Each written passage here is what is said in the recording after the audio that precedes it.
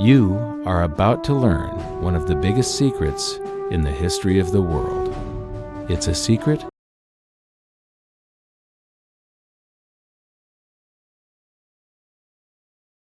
isn't quite right with the world economy, but few know what it is. Gone are the days where a family can survive on just one paycheck. Every day it seems things are more and more out of control, yet only 1 in a million understand why. You are about to discover the system that is ultimately responsible for most of the inequality in our world today. The powers that be do not want you to know about this, as this system is what has kept them at the top of the financial food chain for the last 100 years. Learning this will change your life because it'll change the choices that you make. If enough people learn it, it'll change the world because it'll change the system. For this is the biggest hidden secret of money.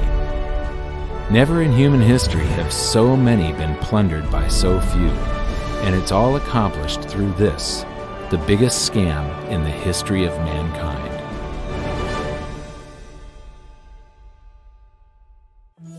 They say that money doesn't grow on trees, but the truth is that the modern banking system creates currency far faster than trees can grow. Most people don't have a clue how currency is created.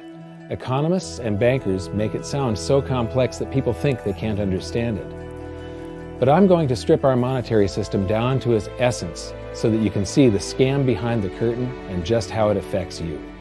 Every modern society creates currency in pretty much the same way. But since the US dollar is the majority of the world's currency, I'm going to use the United States as our example. It all starts when some politician says, "Vote for me and I'll make sure the government provides you more free stuff than my opponent will." But there's no such thing as a free lunch. So to provide that supposedly free stuff, the politicians vote for the country to spend more than its income. This is called deficit spending. To pay for that deficit spending, the Treasury borrows currency by issuing a bond. So what's a bond? If you think about it, a bond is really nothing but a glorified IOU. It's a pretty piece of paper with numbers printed on it that says, "Loan me $1 trillion today, and I promise over a 10-year period I'm going to pay you back that $1 trillion plus interest." But what you need to understand is that Treasury bonds are our national debt. These glorified IOUs are to be paid back by you and I and our descendants through future taxation. Therefore, when the government issues a bond, it steals prosperity out of the future so that it can spend it today. The Treasury then holds a bond auction, and the world's largest banks show up and compete to buy part of our national debt and make a profit on it by earning interest. You'll notice that as we move through this process, the big banks are there, taking a cut every step of the way. This isn't by chance, as you'll see shortly. Then, through a shell game called open market operations, the banks get to sell some of those bonds to the Federal Reserve at a profit. To pay for the bonds, the Federal Reserve opens up its big old checkbook and writes bad, bogus, counterfeit checks that should bounce because they're drawn on an account that always has a zero balance. There isn't 1 penny in there. To quote from the Boston Federal Reserve, "When you or I write a check, there must be sufficient funds in our account to cover that check. But when the Federal Reserve writes a check, there is no bank deposit on which that check is drawn. When the Federal Reserve writes a check, it is creating money." The Fed then hands those checks to the banks, and at this point, currency springs into existence. The banks then take that currency and buy more bonds at the next Treasury auction. But what is a check? A check is also an IOU. When you write a check, you're making a note that says, "Here's my IOU for cash. All you have to do is go to the bank and pick it up." Now, it's very, very important that you understand this process because we're going to come back later and show you the devastating effect this has on you. The Treasury issues IOUs, bonds. The banks then buy those IOUs with currency. The Federal Reserve then writes IOUs, checks, and hands them to the banks in exchange for the Treasury's IOUs, the bonds. And currency is created. So what's really happening is the Federal Reserve and the Treasury are just swapping IOUs, using the banks as middlemen, and abracadabra, presto, currency magically springs into existence. This process repeats and repeats over and over again, enriching the banks and indebting the public by raising the national debt. The end result is that there's a buildup of bonds at the Federal Reserve and currency at the Treasury. This process is also where all paper currency comes from. The Federal Reserve and the government mistakenly call it base money because they didn't watch episode 1 of this series and they don't know the difference between money and currency. But I will correctly refer to it as base currency because it is not money. It is currency, and as we've learned, there is a big difference. Money has to be a store of value and maintain its purchasing power over long periods of time. We learned in episode 1 that earlier in our history, our paper currency was just a claim check. It was a representation for real money of intrinsic value, the gold and silver that was held on deposit at the Treasury. You could walk into any bank and slap your currency, like say a $20 bill, on the counter and redeem it for real money, a $20 gold piece. But now, this base currency that's piling up back here is really nothing but a receipt or a claim check on an IOU, that bond. So it's really nothing but a supply of numbers. The Treasury then deposits the newly created currency into the various branches of the government, and the politicians say, "Hey, thanks for that." And the government does some deficit spending on public works, social programs, and war. The government employees, contractors, and soldiers then deposit their pay in the banks. Now, this may come as a shock to you, but when you deposit your currency with the bank, you're not actually depositing it into an account to be safely held in trust for you. Instead, you're actually loaning the bank your currency, and within certain legal limits, they can do with it pretty much anything they please. This includes gambling in the stock market and loaning it out, at a profit, of course. Now this is where the machine of currency creation really gets cranking, because this is where something called fractional reserve lending comes into play. Fractional reserve lending is exactly what it says. The banks are allowed to reserve only a fraction of your deposit and loan the rest out. Although reserve ratios may vary, I'm going to use a 10% reserve ratio as our example. If you deposit $100 in your account, the bank can legally take $90 of it and loan it out without telling you. The bank must hold $10 of your deposit in reserve just in case you want some of it. These reserves are called vault cash. But why does your bank account still say you have $100 if the bank has stolen $90 of it? Because the bank left IOUs it created, called bank credit, in its place. Now I know this sounds crazy, but here it is in black and white from the Fed. Commercial banks create checkbook money when they grant a loan simply by adding new deposit dollars in accounts on their books in exchange for a borrower's IOU. These are nothing but numbers that the banks type into their computers. And even though these bank credit IOU numbers are very different from base currency numbers, because they only exist in computers, they are still currency. So now there is $190 in existence. Now the reason people take out loans from the banks is to buy something. They're going to buy a house or a car or something like that. So the borrower takes the $90 that the bank loaned to him from your account and he pays the seller of the item. But then the seller deposits that currency into his account and his bank loans out 90% of that and leaves bank credit numbers in its place. So now there's $271 in existence. This process repeats and repeats until under a 10% reserve ratio, an initial deposit of just $100 can create up to $1,000 of bank credit, all backed by $100 of vault cash, just 10%. But as I said, reserve ratios vary wildly. On some deposits, it's 10%, on others, it's 3%, and on some forms of deposits, reserve requirements are 0. The result is that the expansion of the currency supply by the banks is far greater than even this example would lead you to believe. So once again, when currency is deposited in the banks get to lend it out, and then it gets redeposited and relent, redeposited and relent, redeposited and relent over and over again, creating bank credit all the way. This is where the vast majority of our currency supply comes from. In fact, 92 to 96% of all currency in existence is created not by the government, but here in the banking system. Now, massive amounts of currency spewing into society may at first sound like a fun idea. That is, until you remember one of the most important hidden secrets of money from episode 1, that the prices of everyday goods and services act as a sponge on an expanding currency supply. The more currency we have, the more prices rise. This is where inflation comes from. The true definition of inflation is an expansion of the currency supply. Rising prices are merely the symptom. So our entire currency supply is nothing but a couple of bucks whipped up in this hocus-pocus scam where the Treasury and the Federal Reserve swap glorified IOUs, and a bunch of numbers that the banks just type into their computers. That's it. That's our entire currency supply. It's nothing but a supply of numbers. Some of them printed, most of them typed, and there is nothing else. But if you thought that was crazy, get ready to enter the twilight zone of modern economics. We work for some of that currency supply. True wealth is your time, but we trade away moments of our lives, hour by hour, day by day, and year by year, for numbers that somebody printed on pieces of paper or just typed into a computer. Now those numbers represent our blood, sweat, tears, labor, ideas, and talent. We are what gives the currency its value. But here comes the really cruel joke.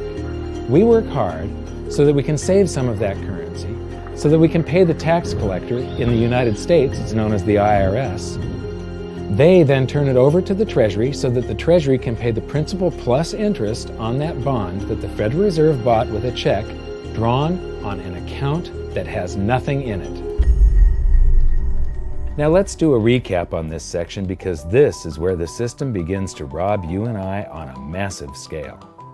Much of our taxes are not used for schools, roads, and public services, but to pay interest on bonds that the Federal Reserve bought with a check drawn on an account that has nothing in it. The Federal Reserve is committing fraud. But here's one of the biggest secrets of them all. Before the establishment of the Federal Reserve, there was no need for personal income tax.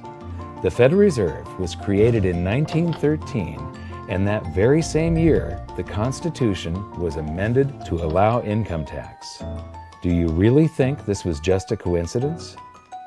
Ask yourself how much income tax you've paid over your lifetime.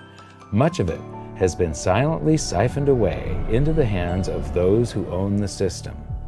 Yes, this system has owners.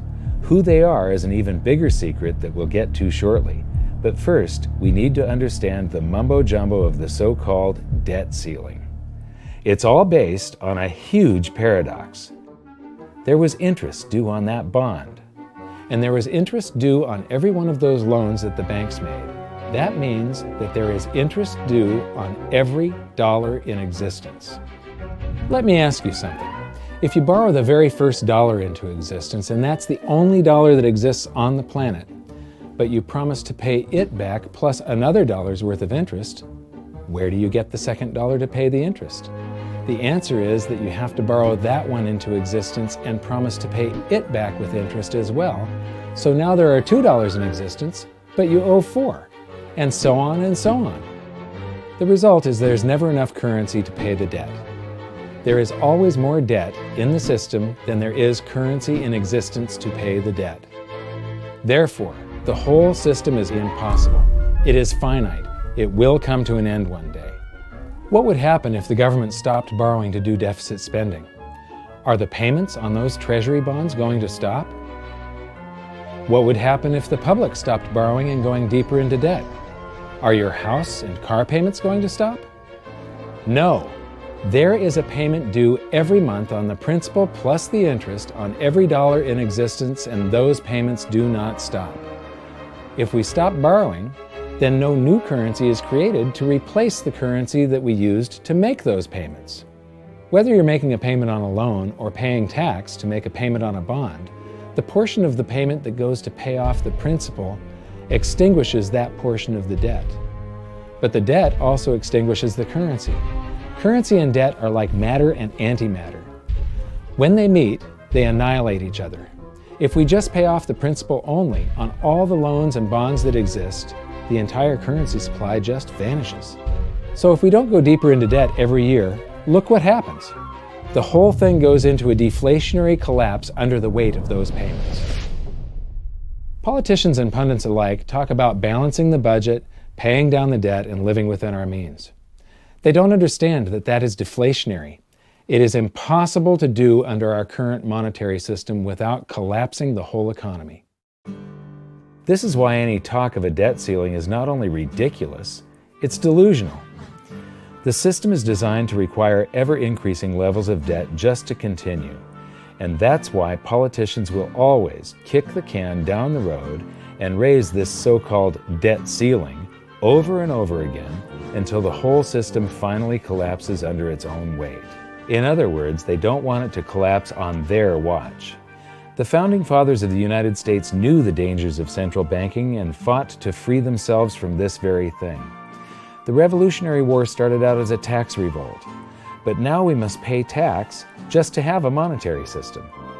Having just suffered through the hyperinflation of the continental dollar, which was printed into oblivion to finance the Revolutionary War, they understood the dangers of fiat currency and debt-based monetary systems.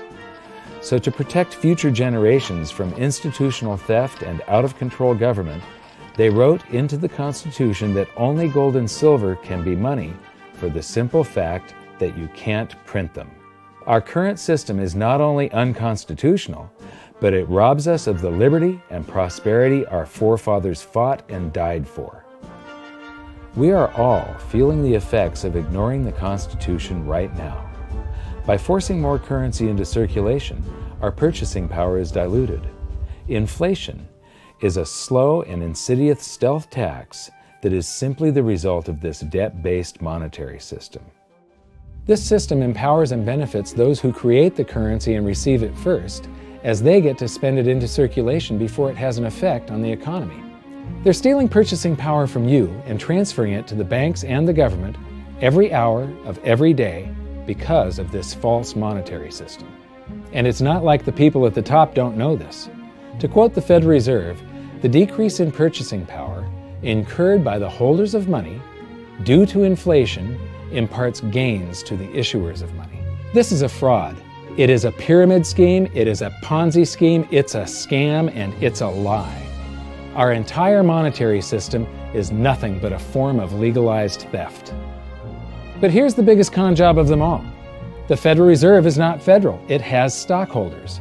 There is no federal agency that has stockholders. What's a stockholder? A share of stock represents a percentage of ownership in a corporation. So the stockholders are the owners of that corporation. Therefore, the Federal Reserve is a private corporation with owners. And you can see it for yourself if you go to the Federal Reserve's website, and it will say, the stockholders receive an annual dividend of 6%. Now we know that the stock in the Federal Reserve was originally issued to the largest banks in the United States. But because of mergers and acquisitions through the years, you can't actually trace who owns the stock in the Federal Reserve. That's a very closely guarded secret. My guess would be that the owners are those primary dealers, the banks that get to make a profit by selling part of our national debt, those bonds, to the Federal Reserve, who buys them with a check from nothing. Then we pay tax to pay the principal and the interest on those bonds so that the Federal Reserve can pay the banks a 6% dividend. Don't be alarmed if you don't quite comprehend the deception of this system at first glance. Very few people do. It is purposely complex. The economist John Maynard Keynes once wrote, "By this means, government may secretly and unobserved confiscate the wealth of the people, and not one man in a million will detect the theft." I believe that presented correctly, anyone can understand this system, regardless of how complex it is. So let's do a recap and break it down even more.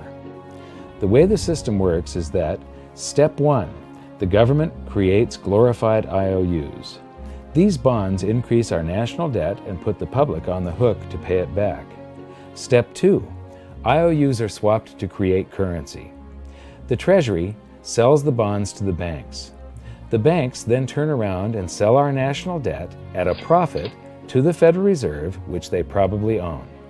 The Federal Reserve then opens its checkbook that doesn't have a penny in it and buys those IOUs with IOUs that it writes, checks, on a checking account that has a zero balance. Then they give those checks to the banks and currency just springs into existence, and then the whole process repeats. This results in a buildup of bonds at the Federal Reserve and currency at the Treasury, which is really just a supply of numbers. The Treasury then deposits the numbers in the various branches of the government, and we get to step 3. The government spends the numbers on promises, public works, social programs, and war. Then the government employees, contractors, and soldiers deposit their pay into the banks. And we get to step 4, where the banks multiply the numbers by magically inventing more IOUs through fractional reserve lending, where they steal a portion of everyone's deposit and lend it out. That currency gets redeposited, and then a portion is stolen again.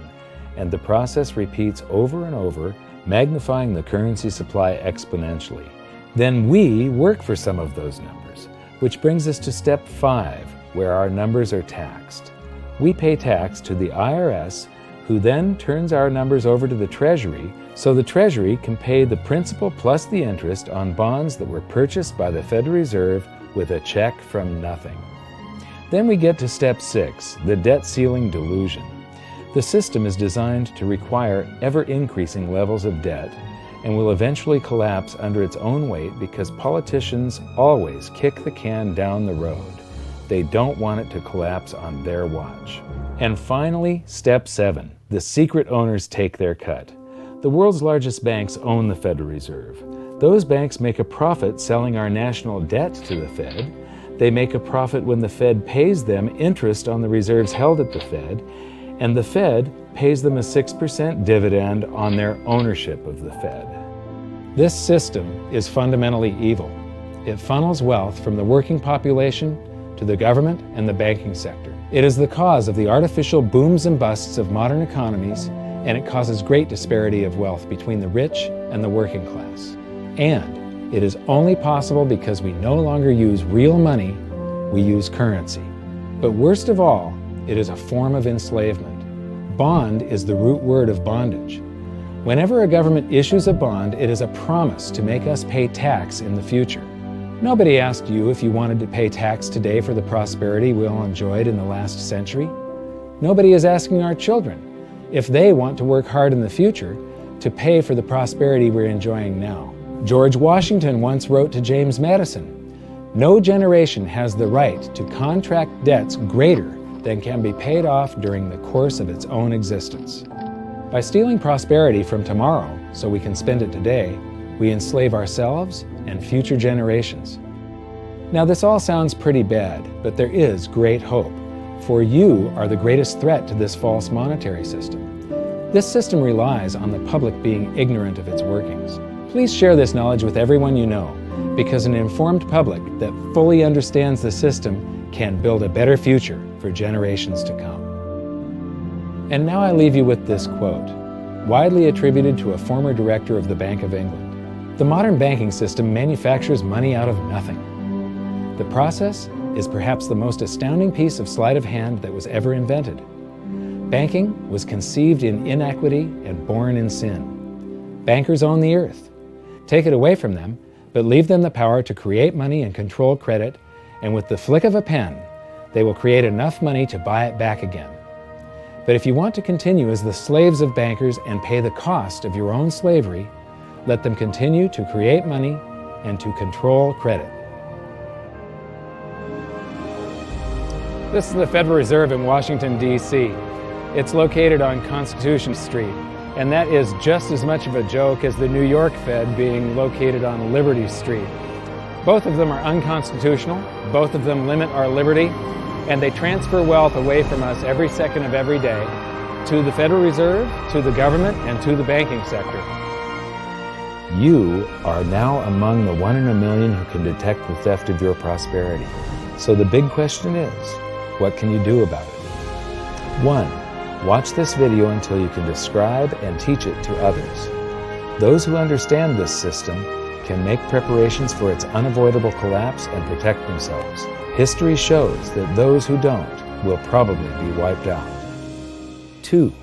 Share this video with everyone, especially those you care about. All it takes is a mouse click or two to get this message in front of millions. Post this video on Facebook, tweet it, email it to loved ones. Please share it wherever you can. 3. Join the conversation. The current world monetary system is based on a 300-year-old design meant to enrich a few at the expense of the many. There must be a better way.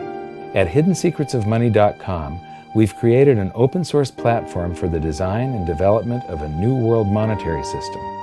We're calling on every economist, every student, every college, every bright mind, and anyone who cares to join the discussion.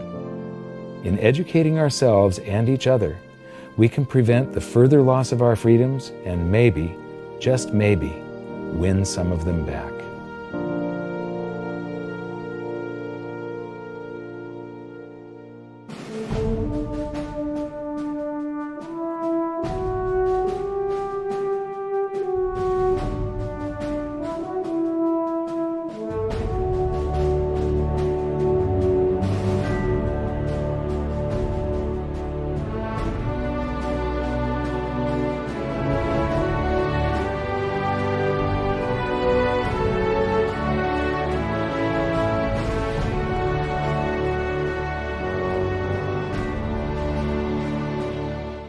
Are you tired of all the pills in your medicine cabinet? I'm Linda Bamber Olson, the creator of the Wave Watch, a more natural approach with 1,000 frequencies for mind and body. You've got to hear some testimonies from people just like you. I absolutely love this Wave Watch. It has helped me with occasional aches, cramps in my muscles. I twisted my knee a month ago, and the Wave Watch has helped tremendously with the pain while healing. And how about this one from Debbie in Colorado? My left leg was hurt bad enough that I would cry when walking to the doctor. Doctor appointments are $170 and chiropractic sessions were $45 many times for the last 2 years. My hands and neck are stiff. My leg quit throbbing within 5 minutes of the session for bursitis, and 2 hours later, still no pain. Why not try the Wave Watch with 1,000 different self-care ideas and put your mind at ease? Just go to wavewatch.com. At checkout, use the code TRUTH100 to receive $100 savings on your purchase.